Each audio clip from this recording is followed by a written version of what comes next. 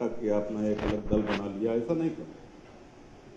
ऐसा भी नहीं था कि कोई भाई भतीजेवाद या इस तरह के कोई या किसी एक जाति विशेष को लेकर के नहीं। हर वर्ग का सहयोग और आशीर्वाद सदैव मिलता रहा है। जहां से हम निर्वाचित होकर आते हैं कुंडा विधानसभा में, लगभग 4.25 लाख वोटर्स हैं वहां पे, जिसमें से मात्र 10,000 ठाकुर, मात्र 10,000 क्षत्रिय। जो लोग कुंडा विधानसभा को नहीं जानते हैं वो ये सोच सकते हैं कि साहब जातिवाद के कारण ये जीत के आते हैं या इनकी बिरादरी की संख्या वहां ज्यादा है, तो ऐसा नहीं है।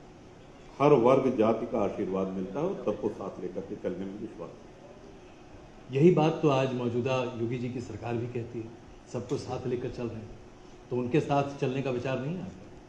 नहीं, अगर आप गठबंधन की बात कर रहे हैं तो गठबंधन के विषय में किससे होगा इसमें अभी कोई निर्णय नहीं हुआ है। जैसे ही निर्णय होगा अवश्य आपको अवगत कराया जाएगा, बिल्कुल सूचित करें। नहीं, आपका पुराना तजुर्बा रहा है, कल्याण सिंह जी से लेकर राजनाथ जी की सरकारों में आप शामिल रहे जी। ये सौभाग्य रहा है हमारा कि हमको बहुत बड़ी बड़ी हस्तियों के साथ काम करने का अवसर मिला है। उनके मंत्रिमंडल में प्रदेश की सेवा करने में उनके नेतृत्व में अवसर मिला है। माननीय कल्याण सिंह जी, माननीय राम प्रकाश गुप्ता जी, माननीय राजनाथ जी, माननीय नेताजी, माननीय अखिलेश जी, इन 5 मुख्यमंत्रियों का कार्यकाल देखा और आज 28 वर्ष पूरे हो गए हैं विधानसभा में। एक लंबा कार्यकाल देखने को मिला। हर मुख्यमंत्री की अपनी अपनी विशेषताएं हैं, अपनी कार्यशैली है, हम सभी का सम्मान करते हैं, लेकिन किसी दल में नहीं रहे।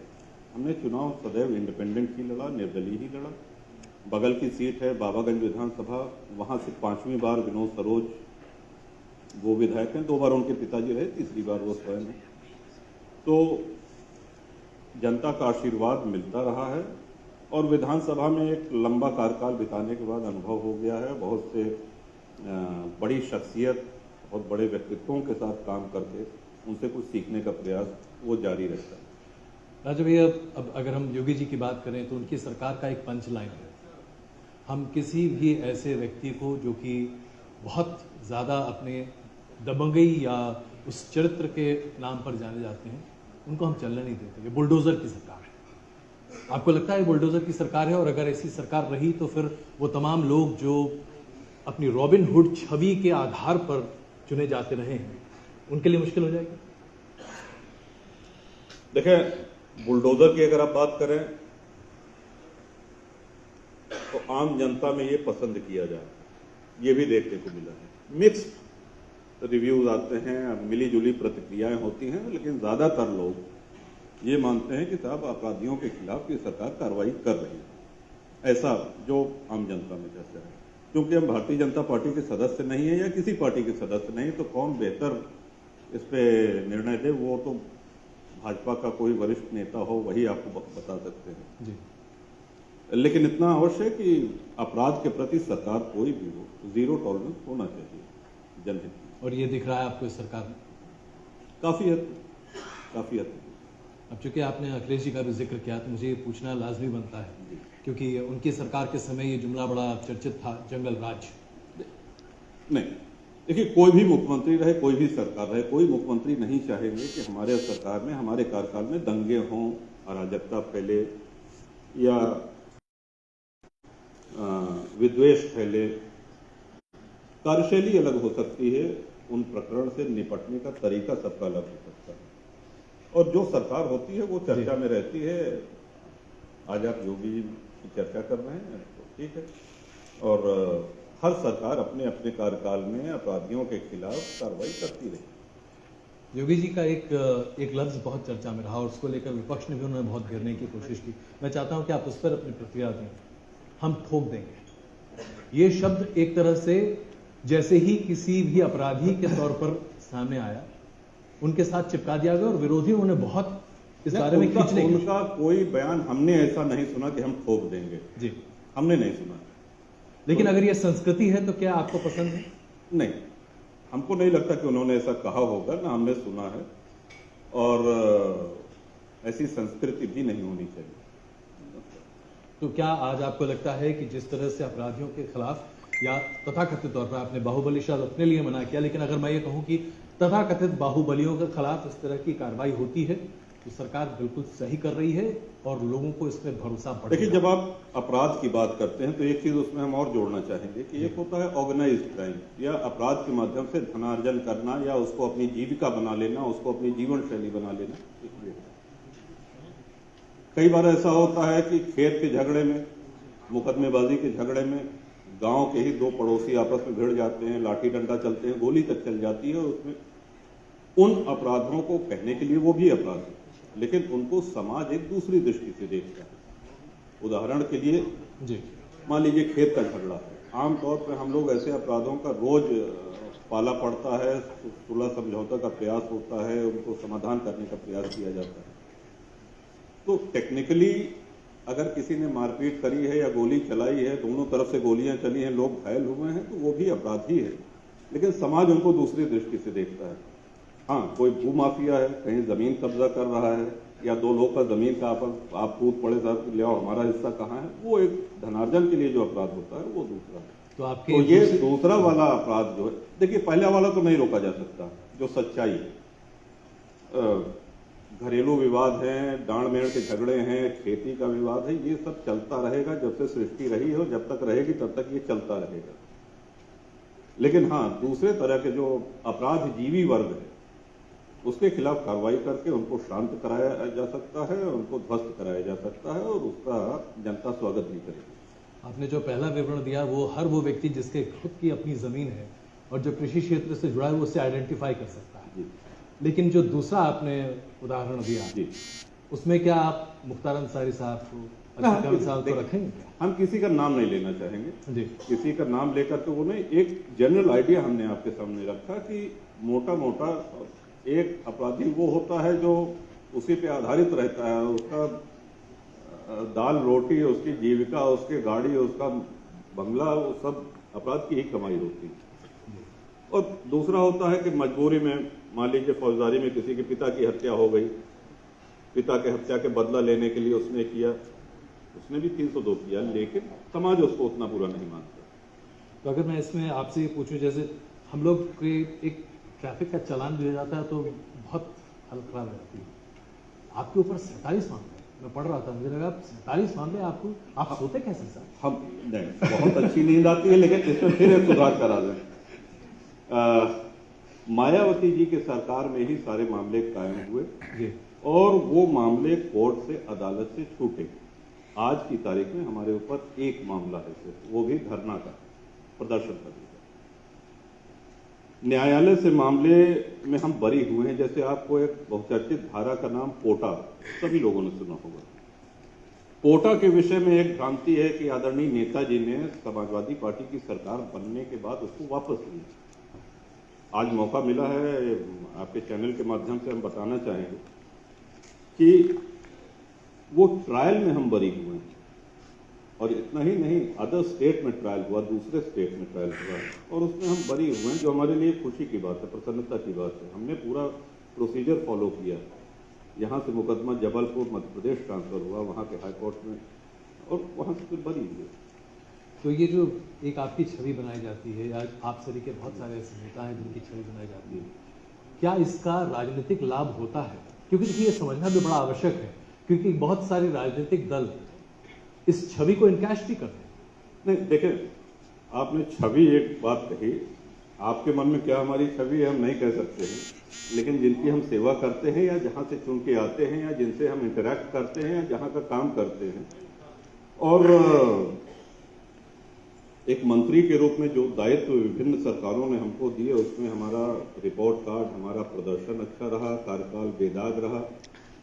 तो अगर आप छवि है तो इसको भी इंक्लूड करिए आप उस छवि में। अब आपके मन में क्या बनी हुई है छवि हम नहीं कह सकते हैं, लेकिन मेरे मन में वही छवि है जो जनता की, आम जनमानस की ऐसे कोई भी धारणा नहीं। जिस तरह से आप राजनीति के क्षेत्र में आपने मंत्री पद कई बार आपने सुशोभित किया, आप हर तरह के सार्वजनिक जीवन में, और दूसरी तरफ आपकी एक ये पैरल नहीं मिलती, आप दोनों को साथ लेकर चलते हैं। लेकिन ऐसे में जब बड़े मुद्दे सामने आते हैं, जैसे कि मान लीजिए धारा 370 की हम बात करें, उस पर लेकर पूरे देश भर में एक अवचेतना है। भारतीय जनता पार्टी के लिए बहुत महत्वपूर्ण मुद्दा है, विपक्ष के बहुत सारे राजनीतिक दल हैं, उनके लिए मुद्दा नहीं है। आप जिस तरह के नेता जो कि एक तरह से इंडिपेंडेंट मत रखते हैं, आपकी क्या राय? आप अगर 370 की बात कर रहे हैं, अच्छा, कोई आवश्यक नहीं है कि भारत का हर नागरिक किसी राजनीतिक दल का सदस्य हो या निश्चित रूप से किसी राजनीतिक दल का मतदाता हो, और है भी नहीं ऐसा। कश्मीर भारत का हमेशा से हिस्सा रहा है और हमेशा रहेगा, ये बात हम सभी लोगों को समझ लेनी चाहिए। अब जो सुविधाएं या जो नियम कानून शेष भारत में लागू है वही कश्मीर पे होनी चाहिए, न उनको उससे कुछ कम मिलना चाहिए न उससे कुछ अधिक मिलना चाहिए।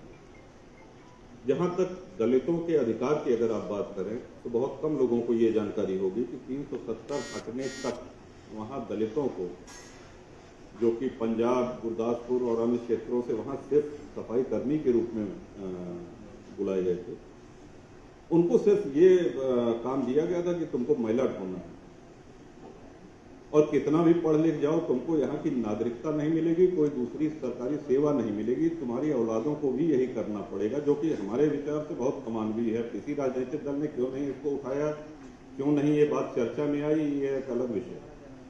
लेकिन 370 मतलब प्रदेश का अलग झंडा, प्रदेश का अलग संविधान, प्रदेश का अलग गान, ये नहीं चलना चाहिए। तो 370 के हम शुरू से राजनीति में कोई हो या ना हो, लेकिन हर बुद्धिजीवी व्यक्ति को, हर भारत के नागरिक को 370 जैसी धाराओं का विरोध करना चाहिए। अभी चर्चा बहुत ज़्यादा आम है कि जो पिछड़ा वर्ग है, जातीय आधार पर उनकी जनगणना होनी चाहिए, और ये सेंसस बहुत सारी चीज़ों को फायदा देगा।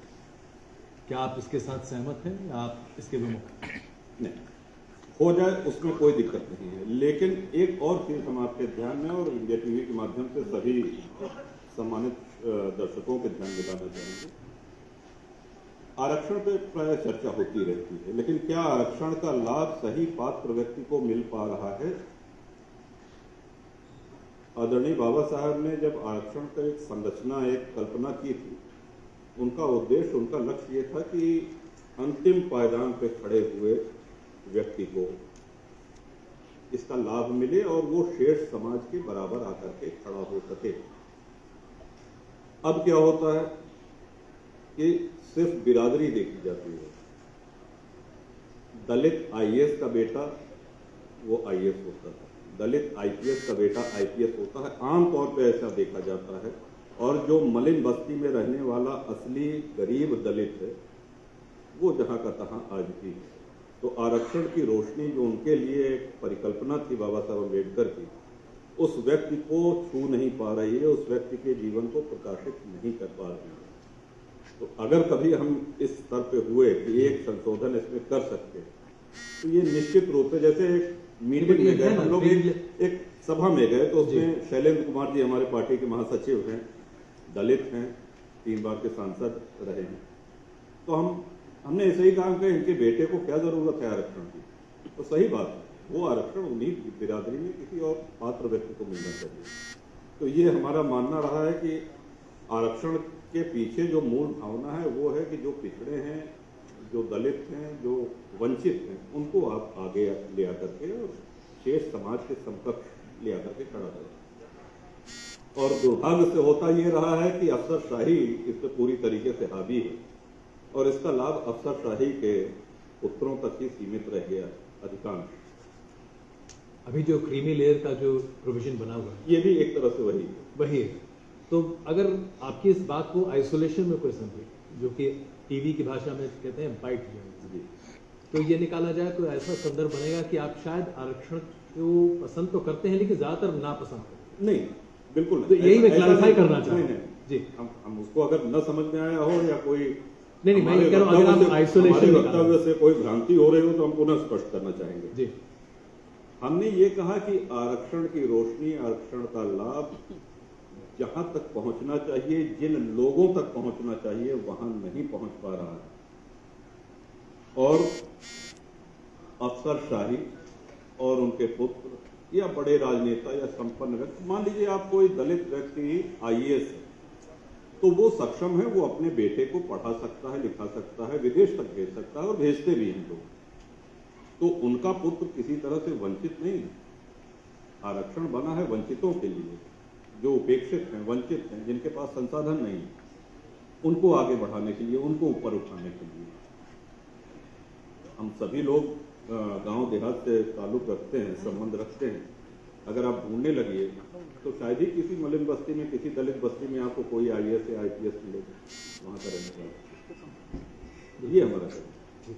अच्छा, ये बताइए, अभी जिस तरह से हमने चर्चा की, आपने अफसर की बात की, तो एक मौजूदा सरकार के बारे में विरोधी दल लगातार ये कहते हैं कि विधायकों की नहीं चलती, मंत्रियों की भी शायद नहीं चलती, अफसरों की बहुत चलती। आपको ऐसा लगता है?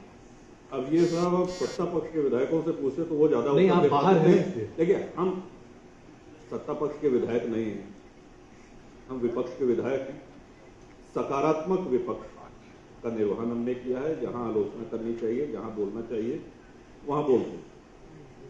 अब सत्ता पक्ष के विधायक क्या आशा लेकर के आए थे, क्या उम्मीद लेकर के आए, तो उनमें से कितना उनकी पूरी हो रही है, तो इसको तो बेहतर वही बता पाएंगे।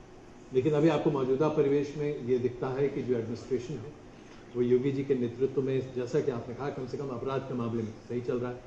बाकी भी क्या आपको लगता है कि जनरल एडमिनिस्ट्रेशन सुचारू है? क्योंकि हम अभी बहुत बड़े कोरोना के इस संक्रमण काल से बाहर निकल रहे हैं धीरे धीरे, तो क्या ये एडमिनिस्ट्रेशन डिलीवर कर रहा है जो ये प्रॉमिस कर चुका है?